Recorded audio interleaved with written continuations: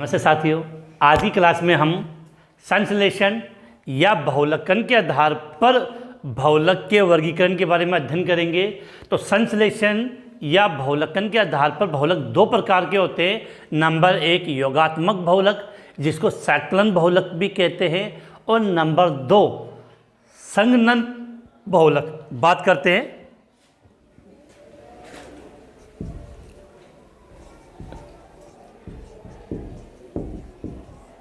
संश्लेषण या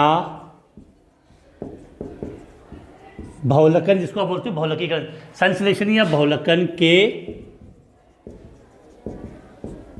आधार पर, संश्लेषण या बहुलकन के आधार पर हम क्या पढ़ें? बहुलक का वर्गीकरण। तो संश्लेषण या बहुलकन के आधार पर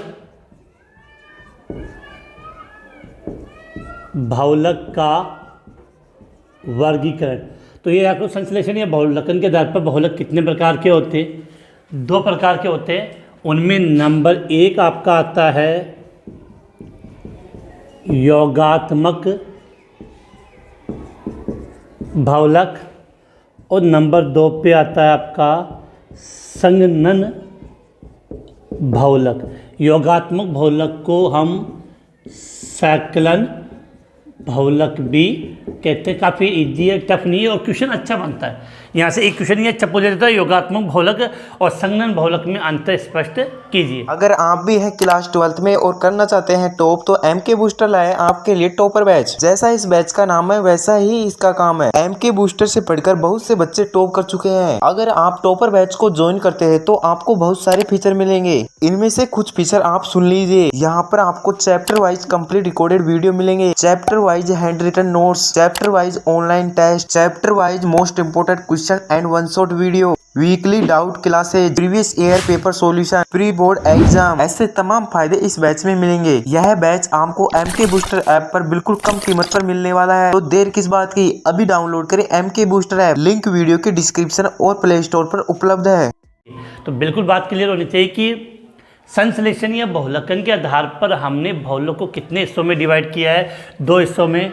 नंबर एक योगात्मक बहुलक और नंबर दो संघनन बहुलक। देखो योगात्मक बहुलक में क्या होता है? वह बहुलक जिसमें एकलक इकाइयां आपस में जुड़कर योग होगा। तो यहाँ पर कोई छोटे अणु का विलोपन नहीं होता है। तो वह बहुलक जिसमें एकलक इकाइयां आपस में जुड़कर बिना किसी छोटे अणु के विलोपन के एक वृहद बड़े अणु का निर्माण करते हैं, उसे योगात्मक बहुलक कहते हैं। संघनन में क्या होगा? वह बहुलक जिसमें एकलक इकाइयां आपस में जोड़कर सह उत्पाद के रूप में, जैसे अमोनिया है, जल है, जैसे एल्कोहल है, जैसे छोटे अणुओं का विलोपन करते हैं, उसे संघनन बहुलक कहते हैं। दोनों को समझने का मतलब क्या हुआ कि इसमें जब एकलक इकाइयाँ आपस में जुड़कर बहुलक बनाती है, तो इसमें किसी भी प्रकार के छोटे अणु या सह उत्पाद का विलोपन बाहर नहीं निकलता है। जबकि इसमें जब एकलक इकाइयाँ आपस में जोड़ती है तो छोटे अणुओं का विलोपन होता है। इतना अंतर। उसके बाद इसके मेन बिंदुओं की हम बात करते हैं। तो सबसे पहले हम स्टार्ट करते हैं योगात्मक बहुलक, जिसके लिए हम लिखें यहाँ से कि वह बहुलक जिसमें एकलक इकाइयाँ, वह बहुलक जिसमें एकलक इकाइयाँ आपस में, वह बहुलक जिसमें एकलक इकाइयाँ आपस में संयुक्त होकर, वह बहुलक जिसमें एकलक इकाइयाँ आपस में संयुक्त होकर एक वृहद अणु का निर्माण करेंगे, लेकिन शर्त है किसी छोटे अणु का विलोपन नहीं होना चाहिए। तो वह बहुलक जिसमें एकलक इकाइयाँ आपस में संयुक्त होकर बिना किसी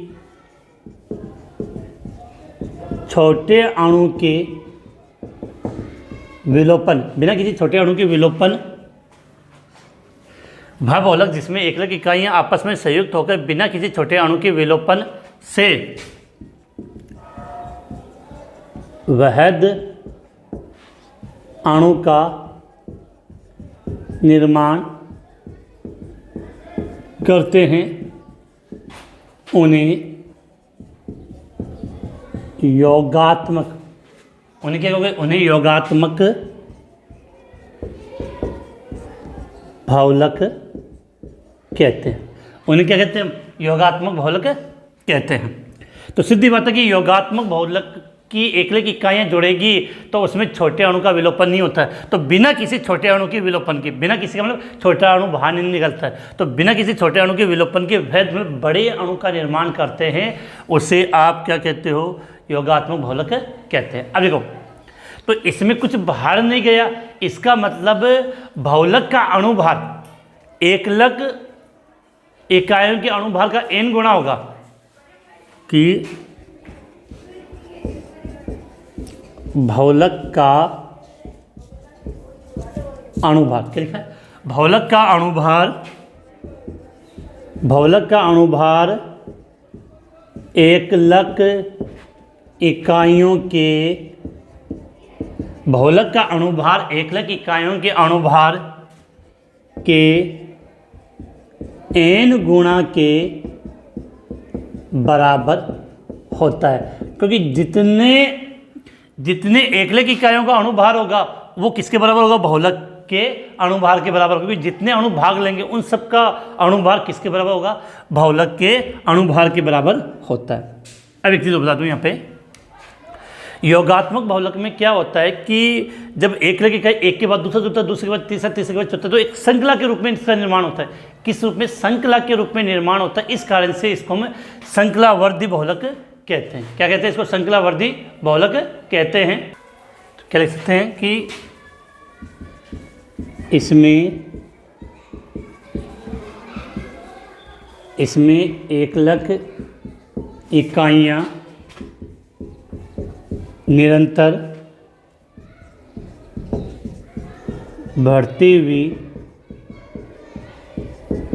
श्रृंखला के रूप में जुड़ते हैं। इसमें एकलक इकाइयाँ निरंतर बढ़ती हुई श्रृंखला के रूप में जुड़ते हैं, इसलिए इसे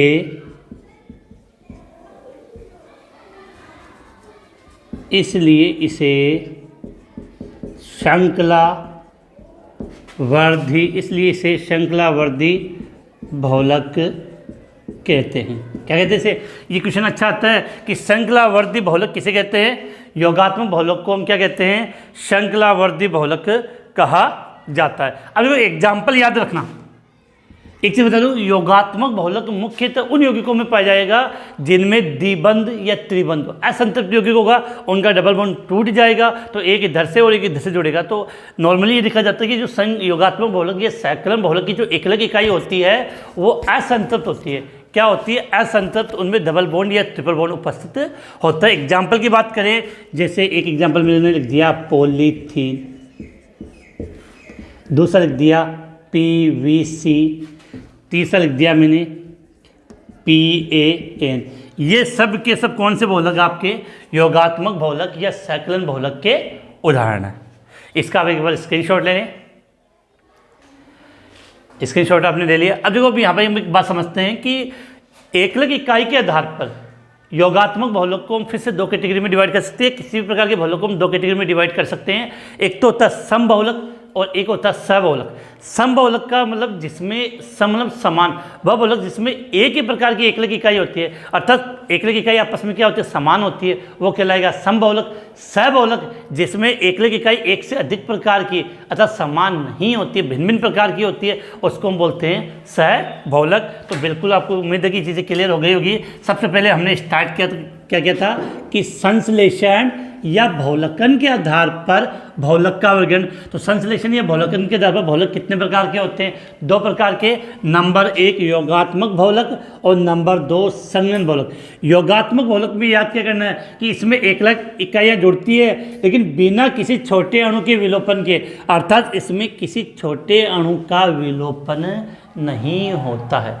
इसमें किसी छोटे अणु का विलोपन नहीं होता है। ये विशेष याद करना, इस बहुलक का अणुभार एकलक इकाइयों के अणुभार का क्या होता है, n गुना होता है। और इस बहुलक को हम श्रृंखलावर्धी बहुलक भी कहते हैं। एग्जाम्पल विशेषकर आपको याद होनी चाहिए पॉलीथीन, पीवीसी, पान। जब आप इन सभी प्रकार के बहुलकों का अध्ययन कर लोगे तो आप ऑटोमेटिक पहचान लोगे कौन सा बहुलक किस कैटेगरी में आता है। आपने इसको नोट कर लिया। इसके बाद योगात्मक बहुलक को हम किसके आधार पे, एकलक इकाई के आधार पर बहुलक निम्न प्रकार के होते हैं, उसके बारे में बात करें। उसके बाद हम पढ़ेंगे संगणन बहुलक। तो यहाँ पर हम लिख रहे हैं कि एकलक इकाई के आधार पर, क्या लिखा है, एकलक इकाई के आधार पर बहुलक दो प्रकार के होते हैं। क्या लिखा है, एकलक इकाई के आधार पर बहुलक दो प्रकार के होते हैं। नंबर एक, समबहुलक होमोपोलीमर। समबहुलक का मतलब वह बहुलक जिसमें एक ही प्रकार की एकलक इकाई होती है, मतलब एक ही एकलक इकाई होगी, तो वह बहुलक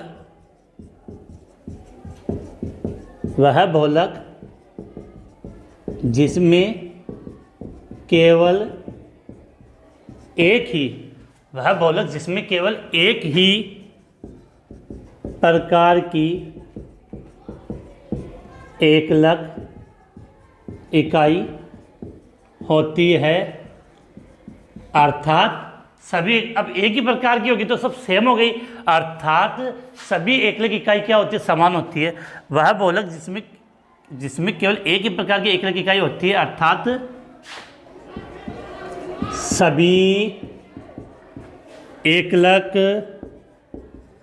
सभी एकलक इकाई समान होती है, उसे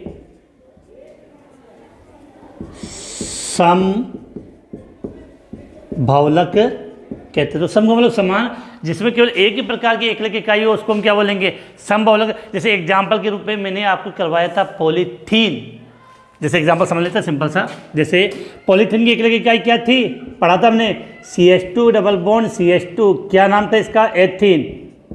कितने अणु लिए, N। तो डबल बॉन्ड है, डबल बॉन्ड टूटेगा तो एक वैलेंसी इधर जाएगी और एक वैलेंसी इधर, तो इसके कितने अणु, बहुत सारे अणु जुड़ के क्या बना लेंगे, CH2। जैसे डबल बॉन्ड टूट गया तो एक लाइन इधर आई, एक लाइन इधर आ गई। अब ऐसा एक, फिर दूसरा, तीसरा, चौथा, ऐसे बहुत सारी इकाइयाँ आपस में जुड़ के एक लंबी श्रृंखला का निर्माण कर लेंगे। अब इसमें सभी एकलक इकाई एक ही, एक थी ना, समान है, इस कारण से इस बहुलक को हम क्या बोलेंगे, समबहुलक। अब देखो ऐसे कितने अणु होंगे, N, तो N लगा दिया। ये किसका एग्जाम्पल हो गया, पॉलीथीन।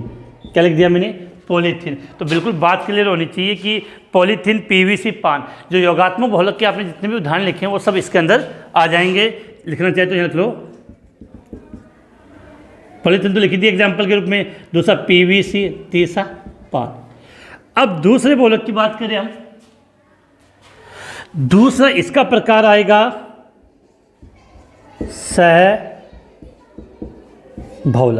क्या है, सहबहुलक, जिसमें एकलक इकाइयाँ एक से अधिक प्रकार की होती है, अर्थात एकलक इकाइयाँ आपस में समान नहीं होती है।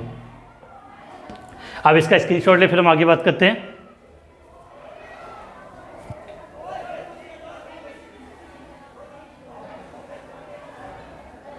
तो स्क्रीनशॉट आपने ले लिया होगा, इसको मिटा देते हैं यहाँ से।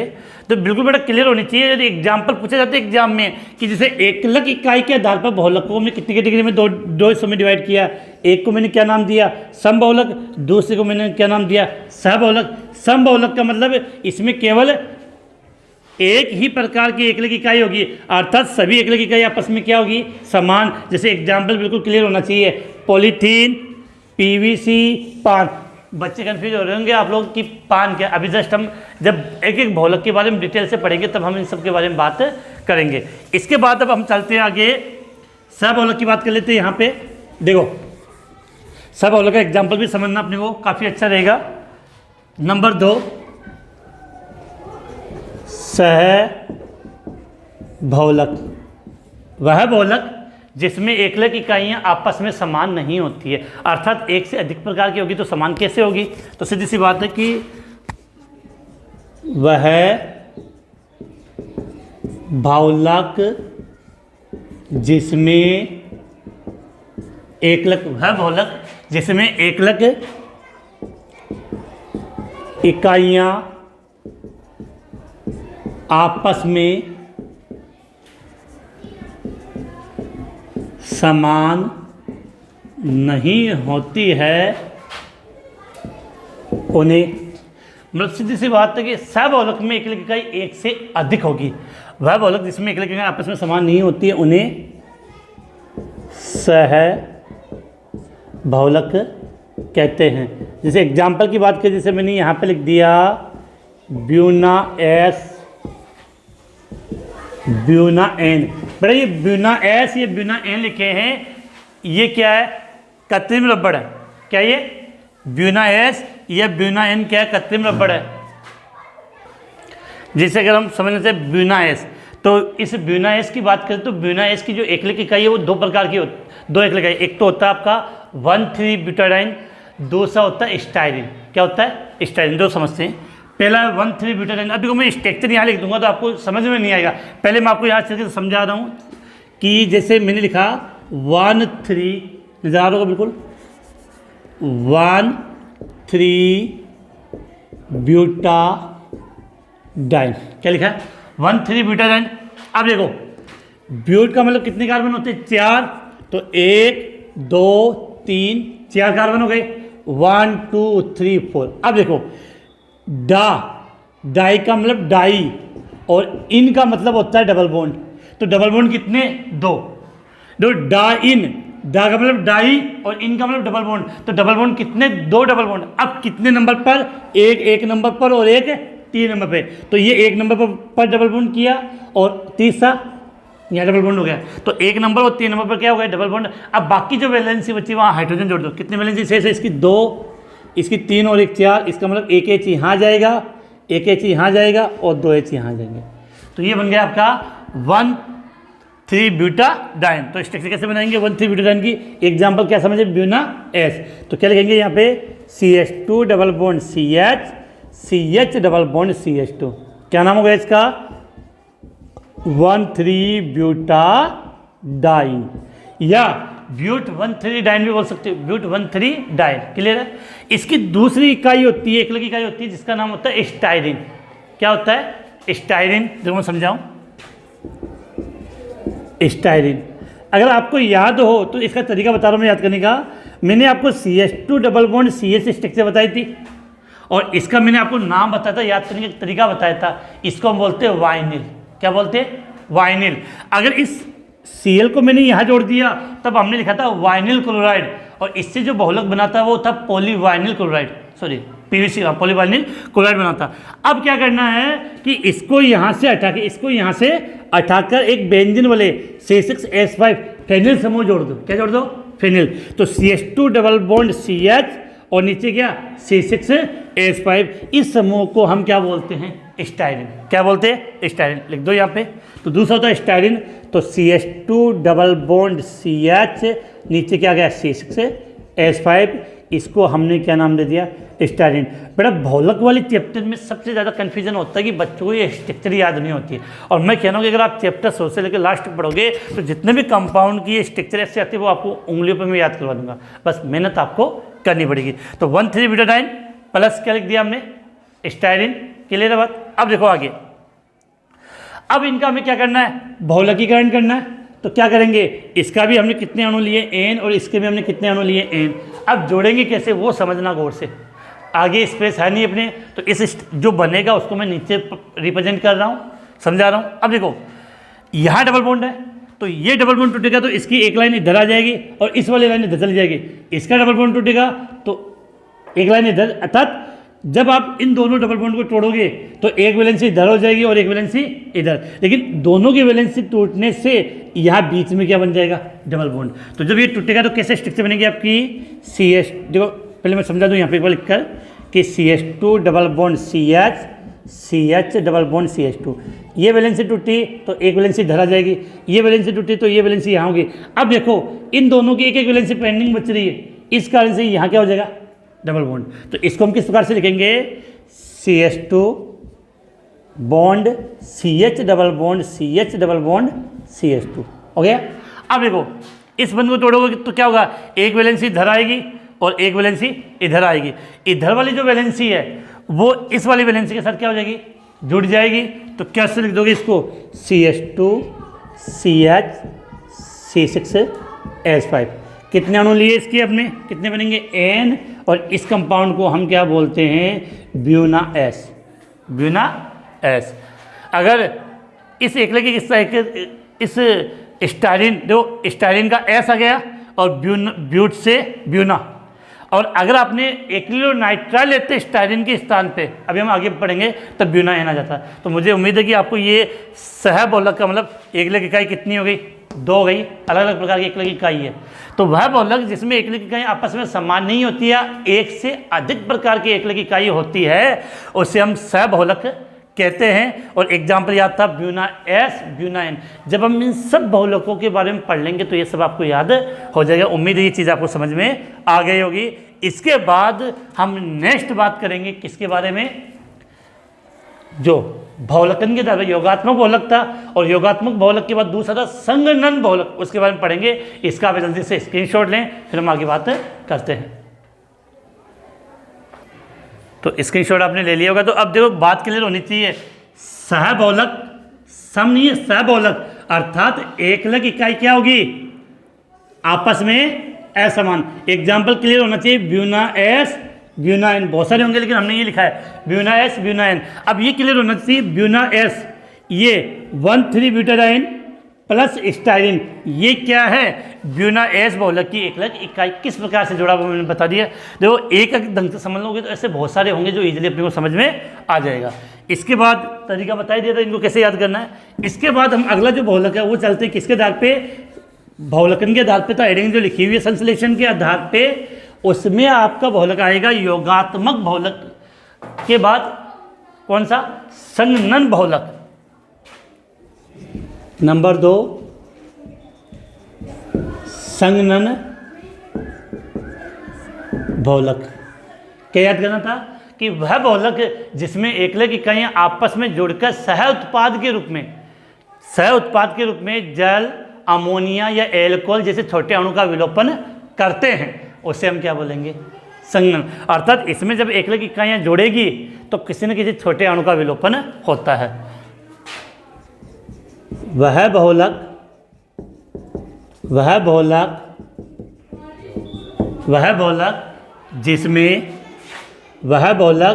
जिसमें एकलक इकाइयाँ आपस में जुड़कर बोल दो ये सही। तो फिर वह बहुलक जिसमें एकलक इकाइयाँ आपस में जुड़कर सह उत्पाद के रूप में जल, अमोनिया, एल्कोहल आदि जैसे छोटे अणु का विलोपन करते हैं, उन्हें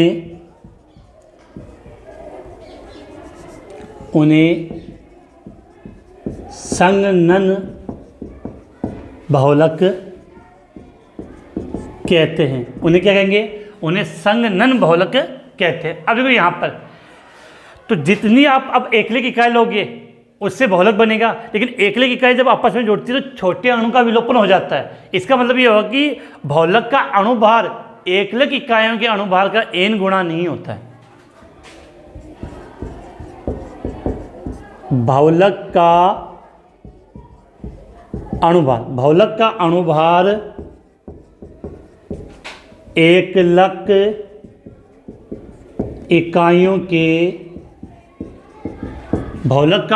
एकलक इकाइयों के अणुभार का n गुणा नहीं होता है।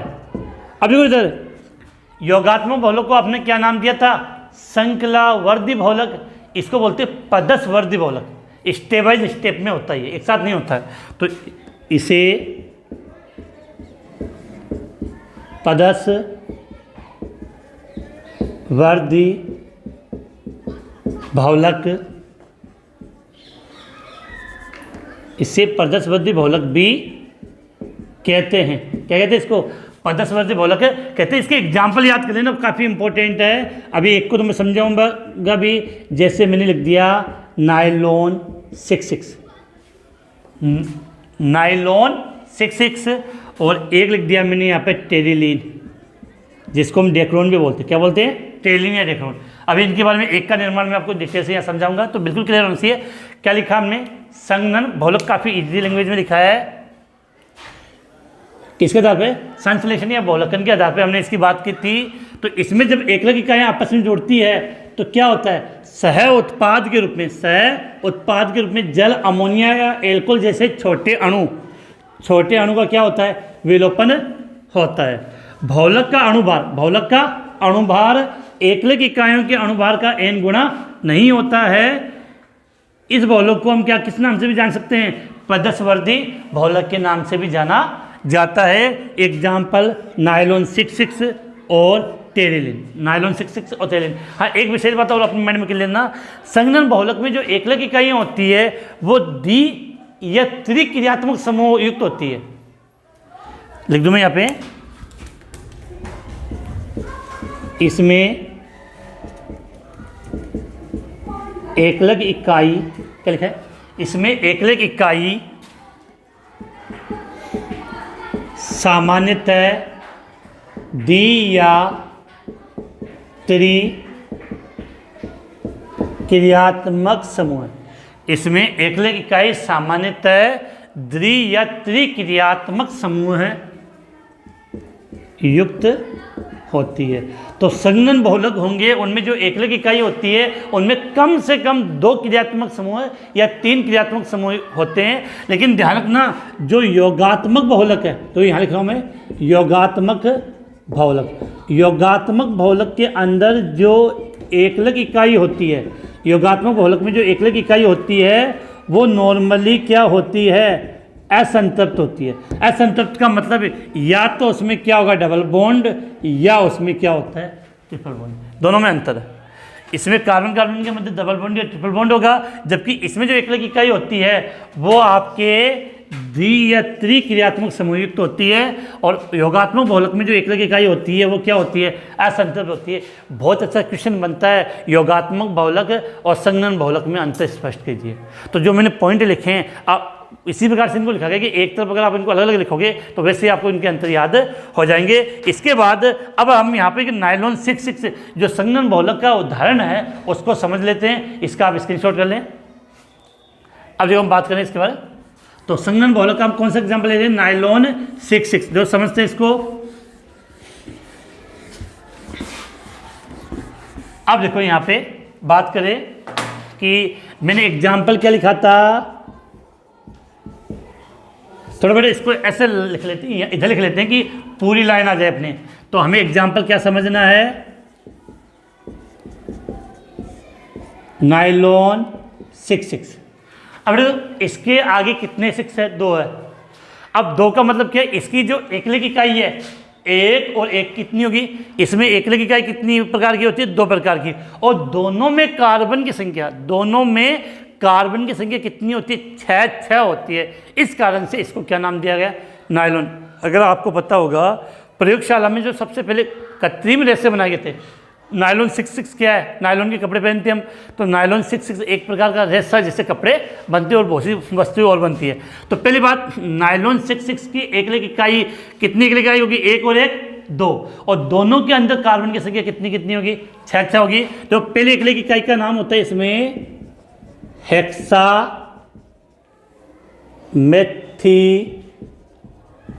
हेक्सामेथिलीन डाईएमीन। पहले एकलक का क्या नाम है? हेक्सामेथिलीन डाईएमीन। और नायलॉन 66 की दूसरी एकलक इकाई होती है एडीपिक अम्ल। क्या होती है? एडीपिक अम्ल। अब बच्चों की क्या होता है परेशानी? इनकी संरचना याद नहीं होती। तरीका बता रहा हूँ, बिल्कुल पढ़ोगे तो इजीली आपको याद हो जाएगा। बात करें कि नायलॉन 66 की एकलक इकाई हेक्सामेथिलीन डाईएमीन और एडीपिक अम्ल होती है। अब जो नाम से क्लियर है, कार्बन कितने होंगे? 6 कार्बन होंगे। कार्बन कितने होंगे? 6 कार्बन। तो अब वो 6 कार्बन कैसे होंगे? मैथिलीन, जो समझना कुछ तरीका बता रहा हूँ। CH4 को नॉर्मली आप क्या बोलते हो, मैथेन। CH3 को क्या बोलते हैं हम, मैथिल। और CH2 दोनों तरफ वैलेंसी हो तो मैथिलीन, ये मैथिलीन होगा, मैथिलीन। CH2 के दोनों तरफ वैलेंसी है, उसको हम क्या बोलते हैं, मैथिलीन। तो मैथिलीन का मतलब क्या हो गया, CH2 वैलेंसी। अब देखो हेक्सा का मतलब कितना होता है, 6। हेक्सा का मतलब कितना होता है, 6। अर्थात मैथिलीन के दोनों कितने हो गए, 6। क्लियर है। मैथिलीन का मतलब CH2 और हेक्सा का मतलब 6। तो CH2 कितने हो गए आपके, 6 हो गए। अब देखो एमीन, एमीन को हम किससे लिखते हैं, वैलेंसी NH2 से। एमीन को हम किससे लिखते हैं, वैलेंसी NH2 से लिखा जाता है। कितने एमीन है, डाई। डाई का मतलब 2, एक NH2 इधर जोड़ दो, दूसरा NH2 इधर जोड़ दो। तो इधर मैंने क्या लगा दिया, NH2, दूसरा NH2 मैंने यहाँ लगा दिया। बोलो कोई कन्फ्यूजन है क्या, hexa methylene diamine, hexa methylene diamine. बिल्कुल इजी है बेटा, कि मेथिलीन का मतलब CH2, हेक्सा का मतलब 6 और डाइमीन का मतलब 2 एमीन, एक NH2 इधर और एक NH2 इधर। बिल्कुल क्लियर। अब आ जाओ बेटा ADP का अम्ल। बोला सर इसमें तो कुछ समझ में नहीं आ रहा। तो एडिपिक अम्ल में क्या आ रहा है, अम्ल। और अम्ल का मतलब हम जानते हैं कार्बोक्सिलिक अम्ल, क्रियात्मक समूह की बात करें तो। कार्बनिक अम्ल में बात करें तो अम्ल का मतलब क्या होगा, कार्बोक्सिलिक अम्ल। अब देखो जैसे इसमें दोनों तरफ NH2 आया है, वैसे इसमें दोनों तरफ क्या आएगा, कार्बोक्सिलिक अम्ल। तो कार्बोक्सिलिक अम्ल की स्ट्रक्चर क्या होती है, कार्बोक्सिलिक अम्ल को क्या लिखते हो, C डबल बॉन्ड OH। ये क्या आपका कार्बोक्सिलिक अम्ल है। अब देखो इसको अगर इधर बनाओगे तो उल्टा बना दो, C double bond OH valency. इधर क्या किया, C डबल बॉन्ड OH, क्या बना दिए, 2 कार्बोक्सिलिक अम्ल बना दिए। हमें पता है कि इसकी दोनों एक इकाइयों में कार्बन की संख्या कितनी होगी, 4। तो 2 कार्बन यहाँ आ गए, कार्बन कितने आ गए यहाँ पे, 2। तो कितने शेष बच गए, 4। तो इसका मतलब बीच में यहाँ कितने CH2 आ जाएंगे, आपके 4 CH2 आ जाएंगे। तो देखो बिल्कुल इजीली तरीके से मैंने आपको स्ट्रक्चर समझा दिए। हेक्सामेथिलीन डाइमीन की स्ट्रक्चर ये होगी, एडिपिक अम्ल होगी। अब आ जाते हैं बेटा इसको समझते हैं, इसको समझते हैं। तो अब देखो यहाँ पर हम बात करें, नायलॉन 6 हो गया। तो देखो पहली एक इकाई कौन सी इसकी, हेक्सामेथिलीन डाइमीन। इसको यहाँ लिख रहा हूँ मैं, H2N CH2 कितने हुए बेटा, 6 और फिर NH2। क्या नाम हुआ, नाम नीचे लिखा जाता है। ये जो समझाने के लिए मैंने सर में लिखा था, हेक्सा मेथिलीन डाइएमीन। क्या लिखा, हेक्सा मेथिलीन डाइएमीन। और इसकी दूसरी एकलिक इकाई कौन सी है आपकी, एडिपिक अम्ल। तो फॉर्मूला क्या था, HOC डबल बॉन्ड O।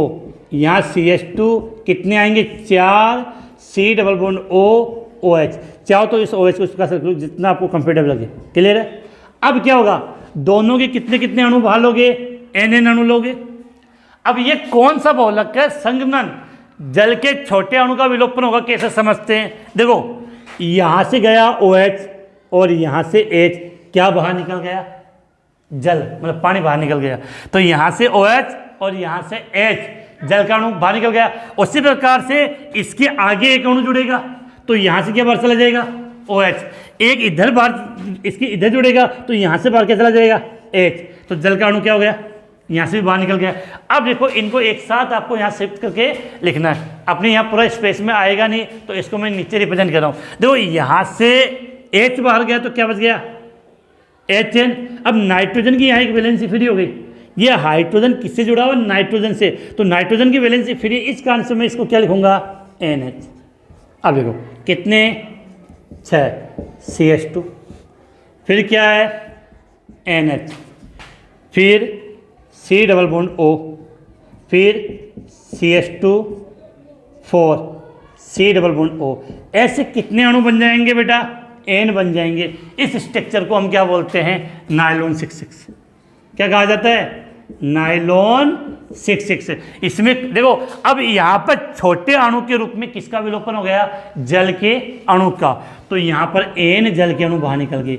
दूसरी बात, इसमें ये एक इकाई है, इसमें गौर से देखो क्रियात्मक समूह कितने, 2 हैं, एमीन एमीन। इसमें क्रियात्मक समूह देखो कार्बोक्सिलिक अम्ल कार्बोक्सिलिक अम्ल। तो संघनन बहुलक में जो एकलिक इकाइयाँ सामान्यतः प्रयुक्त होती है उनमें क्रियात्मक समूह की संख्या 2 या 2 से ज़्यादा होती है। तो ये नायलॉन 6 बहुलक है, वो मैंने अच्छे तरीके से आपको यहाँ एग्जाम्पल समझा दिया है। बिल्कुल क्लियर होना चाहिए कि नायलॉन 6 इसकी एकलिक इकाई क्या होती है, हेक्सामेथिलीन डायमीन और एडिपिक अम्ल। याद कैसे करना है वो तरीका मैंने आपको बता दिया। उम्मीद है कि ये आपको बहुलक कैसे बना बिल्कुल इजीली आपके माइंड में फिट बैठ गया है। अगर फिट बैठ गया और अच्छा लगा हो तो वीडियो को शेयर ज़रूर कर दें, जिससे आपकी जो साथी है वो भी इसका लाभ उठा सके। और ये विशेष के क्वेश्चन मैं आपके लिए सोच रहा हूँ, अच्छा क्वेश्चन बनता है, योगात्मक बहुलक और संघनन बहुलक में अंतर लिखो, सम बहुलक या सह बहुलक में अंतर लिखो। तो ये टॉपिक पढ़ने के बाद अंतर लिखने में आपकी कोई कन्फ्यूजन नहीं होगा। तो अंतर आप अपने आप कर सकते हो, इसका आपने स्क्रीनशॉट ले लिया होगा। और इसी के साथ आपका आज का ये एक टॉपिक था, थोड़ा सा संश्लेषण या बहुलकन के आधार पर बहुलक का वर्गीकरण, वो मैंने समझा दिया, योगात्मक और संघनन। तो इसी के साथ ये आज की क्लास हम यहाँ समाप्त करते हैं।